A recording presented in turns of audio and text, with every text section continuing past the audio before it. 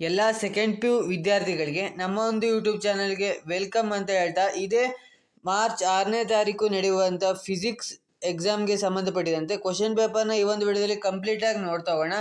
ಇದೇ question paper, ಇದೇ ಪ್ಯಾಟ್ರನ್ನ question paper, ಹಾಗೆ ಇದೇ ಕ್ವಶನ್ ಪೇಪರ್ನಲ್ಲಿ ಇರುವಂಥ ತುಂಬ ಕ್ವಶನ್ಸ್ಗಳು ರಿಪೀಟ್ ಆಗೋ ಚಾನ್ಸಸ್ ಜಾಸ್ತಿ ಇದೆ ಅಂತಲೇ ಹೇಳ್ಬೋದು. ಅಷ್ಟೇ ಅಲ್ಲದೆ ಇದೇ ರೀತಿಯ ಪ್ಯಾಟ್ರನ್ ಕ್ವಶನ್ಸ್ ಬರೋ ಚಾನ್ಸಸ್ ತುಂಬ ಜಾಸ್ತಿ ಇದೆ. ಸೊ ಅದಕ್ಕೋಸ್ಕರ ವಿಡಿಯೋನ ಕಂಪ್ಲೀಟಾಗಿ ನೋಡಿ. ಅದಕ್ಕಿಂತ ಮುಂಚೆ ನೀವೇನಾದರೂ ಫಸ್ಟ್ ಟೈಮ್ ನಮ್ಮ ಒಂದು ಯೂಟ್ಯೂಬ್ ಚಾನಲ್ ನೋಡ್ತಿದ್ರೆ ವಿಡಿಯೋಗೊಂದು ಲೈಕ್ ಕೊಡಿ, ಹಾಗೆ ಚಾನಲ್ನ ಸಬ್ಸ್ಕ್ರೈಬ್ ಮಾಡಿಕೊಂಡು ವಿಡಿಯೋನ ಶುರು ಮಾಡೋಣ. ಮೊದಲನೇದಾಗಿ ನೋಡೋದಾದರೆ ಫಿಸಿಕ್ಸಲ್ಲಿ ಸೆಕೆಂಡ್ ಪಿ ಯು ಫಿಸಿಕ್ಸ್ನ ಕಂಪ್ಲೀಟ್ ಕ್ವಶನ್ ಪೇಪರ್ನ ಈ ಒಂದು ವಿಡಿಯೋದಲ್ಲಿ ನೋಡ್ತಾ ಹೋಗೋಣ. ನಾಡ್ದು ನಡೆಯುವಂಥ ತುಂಬ ಇಂಪಾರ್ಟೆಂಟ್ ಕ್ವಶನ್ಸು ಈ ಒಂದು ಕ್ವಶನ್ ಪೇಪರಲ್ಲಿ ಇದೆ.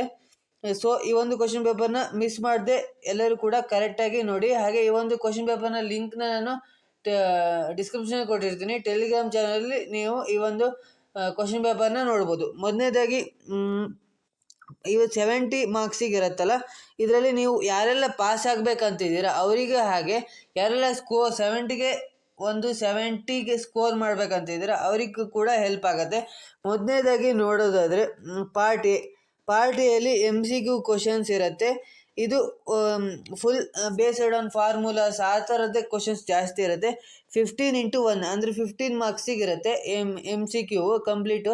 ಯಾರು ಕೂಡ ಈ ಕ್ವಶನ್ಸ್ನ ಮಿಸ್ ಮಾಡ್ಕೊಳಕ್ಕೆ ಹೋಗಬೇಡಿ. ಎಲ್ಲರೂ ಕೂಡ ಈ ಒಂದು ಕ್ವಶನ್ಸ್ಗಳಿಗೆ ಅಟೆಂಡ್ ಮಾಡಿ.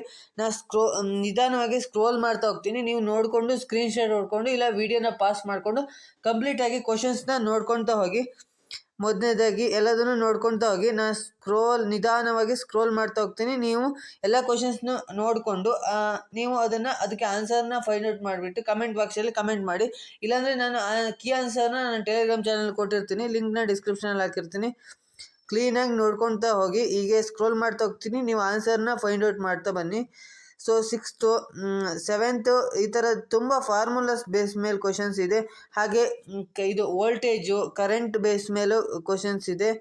ನೆಕ್ಸ್ಟು 11 ಕ್ವಶನ್ಸು, 12ನೇ ಕ್ವಶನ್ಸು. ಆಮೇಲೆ ಕಾಸ್ಟ್ ಈಟಾ 10 ಸೆಂಟ್ ಇಷ್ಟ ಅದ್ರ ಮೇಲೂ ಕ್ವಶನ್ಸ್ ಇದೆ.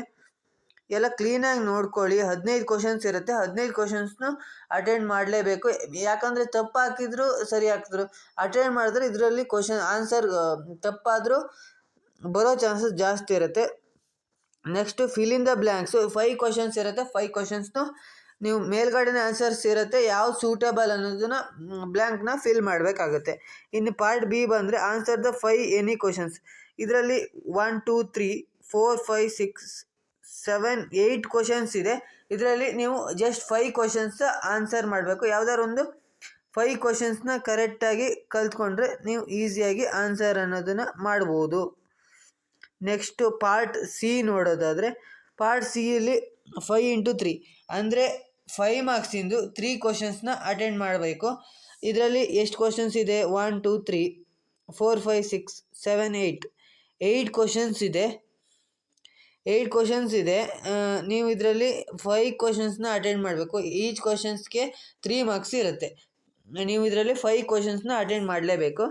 ನೆಕ್ಸ್ಟು ಪಾರ್ಟ್ ಡಿ ಬಂದುಬಿಟ್ಟು 3 ಆಫ್ ದ ಫಾಲೋವಿಂಗ್.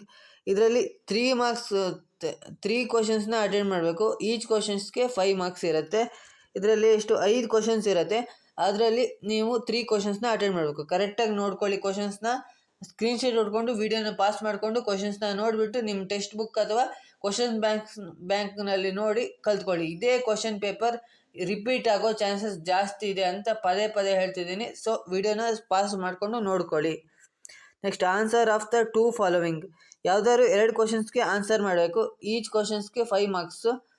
2 ಕ್ವಶನ್ಸ್ನ ಅಟೆಂಡ್ ಮಾಡಬೇಕು. ಇದರಿಂದ 10 ಮಾರ್ಕ್ಸ್ ಬರುತ್ತೆ. ವಿಡಿಯೋನ ಪಾಸ್ ಮಾಡಿಕೊಂಡು ಕರೆಕ್ಟಾಗಿ ಕ್ವಶನ್ಸ್ನ ನೋಡ್ಕೊಳ್ಳಿ. ನೆಕ್ಸ್ಟು ಪಾರ್ಟಿ ಇದು ನೀವು ಅಟೆಂಡ್ ಮಾಡೋದಂದರೆ ಯಾರಿಗೆ ಪ್ರಾಬ್ಲಮ್ ಇರುತ್ತೆ ಅಂದರೆ ವಿಜುವಲಿ ಚಾಲೆಂಜ್ಡ್ ಸ್ಟೂಡೆಂಟ್ ಓನ್ಲಿ ಈ ಕ್ವಶನ್ಸ್ನ ಅಟೆಂಡ್ ಮಾಡ್ಬೋದು. ಸೊ ಇದೇ ರೀತಿಯಾದ ಇನ್ಫಾರ್ಮೇಟಿವ್ ಆದ ಡೈಲಿ ನಾನು ಕ್ವಶನ್ ಪೇಪರ್ನ ಅಪ್ಡೇಟ್ ಮಾಡ್ತಾ ಇರ್ತೀನಿ. ಸೊ ಅದಕ್ಕೋಸ್ಕರ ನಮ್ಮ ಒಂದು ಯೂಟ್ಯೂಬ್ ಚಾನಲ್ನ ಸಬ್ಸ್ಕ್ರೈಬ್ ಮಾಡಿ, ಲೈಕ್ ಮಾಡಿ, ಹಾಗೆ ಶೇರ್ ಮಾಡಿ. ಹಾಗೆ ಯಾರೆಲ್ಲ ನಿಮ್ಮ ಫಿಸಿಕ್ಸ್ ಫ್ರೆಂಡ್ಸ್ ಇದ್ದೀರೋ, ಫಿಸಿಕ್ಸ್ ಯಾರೆಲ್ಲ ಸ್ಟಡಿ ಮಾಡೋ ಫ್ರೆಂಡ್ಸ್ ಇದ್ದೀರೋ ಅವರಿಗೂ ಕೂಡ ಈ ಒಂದು ಕ್ವಶನ್ ಪೇಪರ್ನ ಶೇರ್ ಮಾಡಿ ಅಂತ ಹೇಳ್ತಾ ಈ ಒಂದು ವಿಡಿಯೋನ ಎಂಡ್ ಮಾಡ್ತಿದ್ದೀನಿ. Thank you for watching.